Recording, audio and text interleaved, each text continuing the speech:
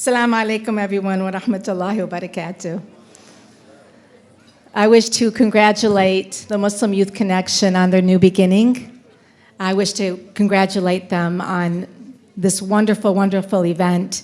And for each and every one of you who's had your hand in this entire month working so hard, God, I'm sure, will reward you greatly.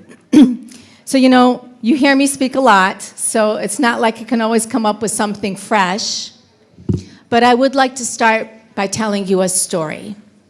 And of course, our imam is going to follow, so he'll steal the show. The story is very important, and I ask that you really listen carefully, because in the story are some very, very deep reflections. It's the story of a man named Sam. Sam was born a very beautiful baby. Like any other set of parents, his parents were so happy to have such a gorgeous baby. I've seen Sam's baby pictures. His face was like a moon, just shining, ever, ever so beautiful. Very, very special looking baby. Like any other parent, you raise your child and you expect all those exciting developmental moments, except for this set of parents, this baby wouldn't crawl. And so the parents kept waiting and hoping that the baby would crawl, thinking that he was just maybe a little too fat. But the baby turned 8 months old and still never crawled. He began to scoot. So the mother decided to take the baby, of course, to the pediatrician many times, and the pediatrician said, well, it's just a slow baby, but he will walk, have faith, he's fine. 1 year goes by, 13, 14, 15 months go by, and the baby is still scooting, not even crawling. So finally, mom takes the baby to a specialist called a neurologist, and the neurologist says, stop going everywhere around asking what can be done about your baby. Your baby will never walk. Well, of course, you can imagine what that feels like to a mother. Your baby will never walk. However, your baby may live as long as you care for your baby in this way. Keep your house clean, and don't give your baby any special attention. Treat this child like you would any of your other children, and this baby may live longer than you. And so this very, very brave mother, heartbroken, very brave father, heartbroken, takes their baby Sam home and begin the journey of raising this child. The child happens to be very brilliant, very, very smart, but can't do much for himself at all. He has some function, but not enough to live a normal daily life, and of course school is starting. So a wheelchair appears from what's called the Muscular Dystrophy Association, which is what he was diagnosed with. And after that wheelchair, he outgrew, another wheelchair appeared, and braces and all sorts of things, and their house was full of something called a lift to take him from the bathroom to the bed.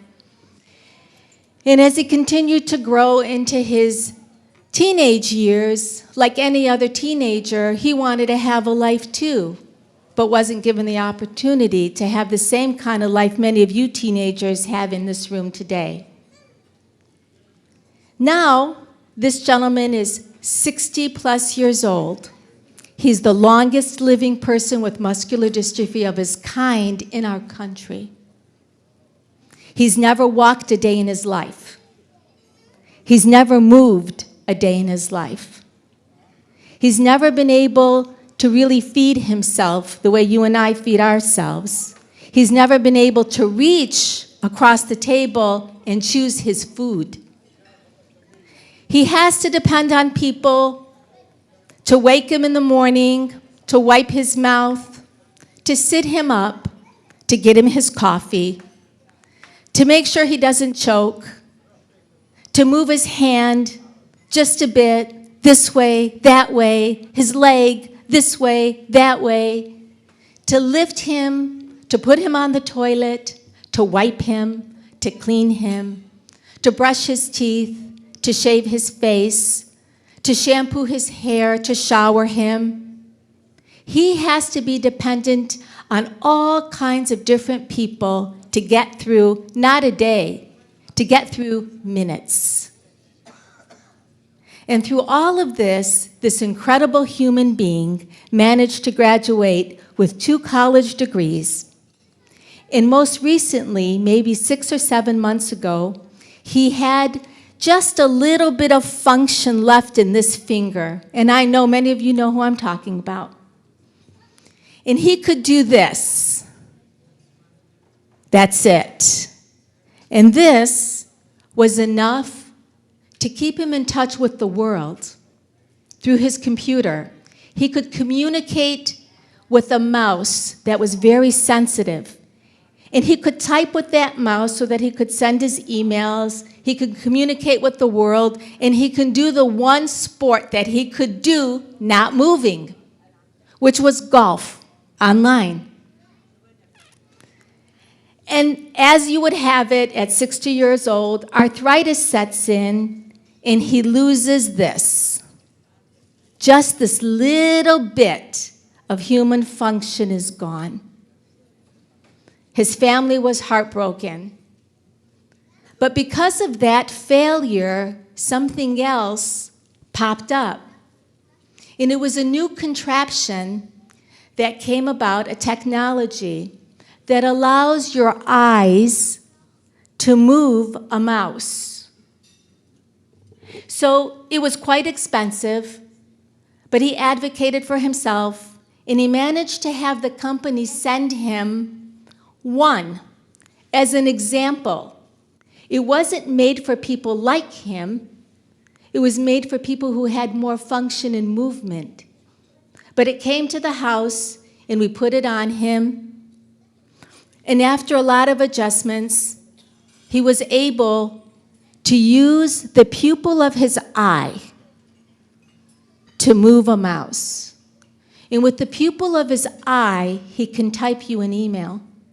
And with the pupil of his eye, he can have Amazon speak to him. With the pupil of his eye, he can pay bills online.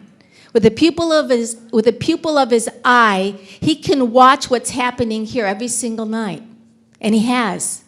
With the pupil of his eye, that very slight movement, he has his life back. However limited we think that life may be, for him, it's quality of life. And the reason I tell you this story is because we're very privileged people. We move and we walk and we talk and we complain. And we have a hard time letting go of things that we're accustomed to. And tonight is a night about letting go of things that we've been accustomed to and being brave enough to stand up and to continue to live our Islam as we should. It doesn't matter who opens their doors or who closes them in our faces. What matters is that we still have within us the ability to live our Islam, like Sam has the ability to live his life. Doors open and close every single day of our lives, and failures happen every single day of our lives. But if it wasn't for the failure of something, if it wasn't for the challenge of something, we would never find a new opportunity. We would never find a new strength. We would never find the gumption and the bravery that it takes to lift ourselves up from the bootstraps and make it happen again, day in and day out. This is an inspiration that I've been living with for all of my life. He's my brother. I actually took Sayyidna to the house, and he was visiting, and he came to see Sam, and I showed him this. I said, look at this miracle. Just when we think we've lost everything, something shows up. So life is not about what we lose. And it's not about crying over things that we feel so attached to. It's about looking at the opportunity to live and the opportunity to serve and the opportunity that can be taken away from us so quickly when we're not aware of it. My brother Hajja, Duja's father, yesterday said something so profound to me, and I said to him, can I use that?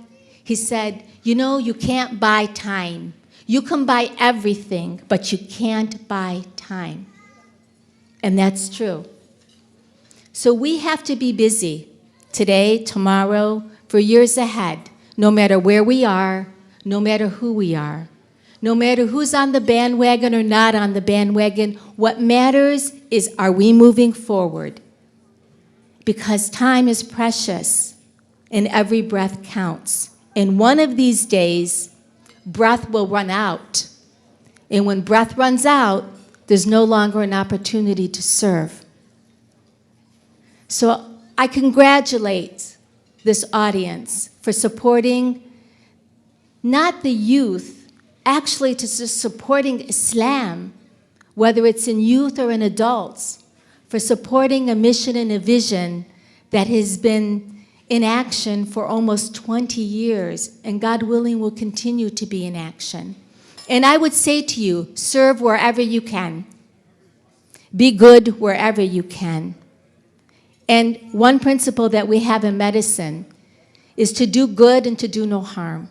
And if every day we wake up and we remember that today is our day to do good and to do no harm, then on this particular day we are successful. And the next day should only be better. It's my honor always to serve the youth of this community. I will continue, God willing, as long as God gives me breath, to advocate for you no matter what building you are in. I will be there for you, and I know that you will do great things for Islam in America.